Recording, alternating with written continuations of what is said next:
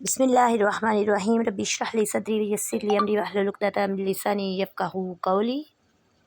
بہار کی دعا۔ نبی کریم صلی اللہ علیہ وآلہ وسلم صحابہ کرام رضی اللہ تعالی عنہم کو بخار اور ہر قسم کی بیماری کے لیے یہ دعا بتاتے تھے۔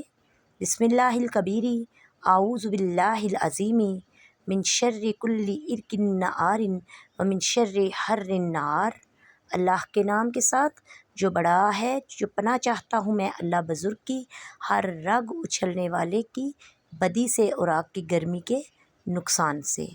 بیمار کی تسلی کی دعا۔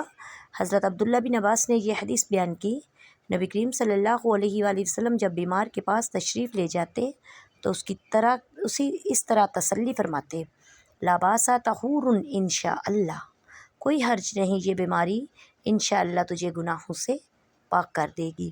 بیمار پرسی کی دعا۔ حضرت عائشہ صدیقہ رضی اللہ تعالی عنہا سے روایت ہے کہ ہم میں سے کوئی بیمار ہوتا تو رسول اللہ صلی اللہ علیہ وآلہ وسلم اپنا دایاں ہاتھ اس کے جسم پر پھیرتے اور یہ کلمات پڑھتے، اذہب الباس رب الناس واشفی انت الشافی لا شفاء الا شفاءک شفاء لا یغادر سقما۔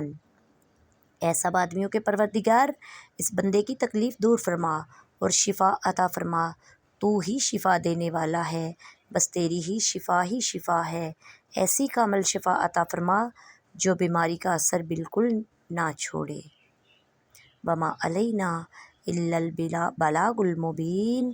السلام علیکم ورحمۃ اللہ وبرکاتہ۔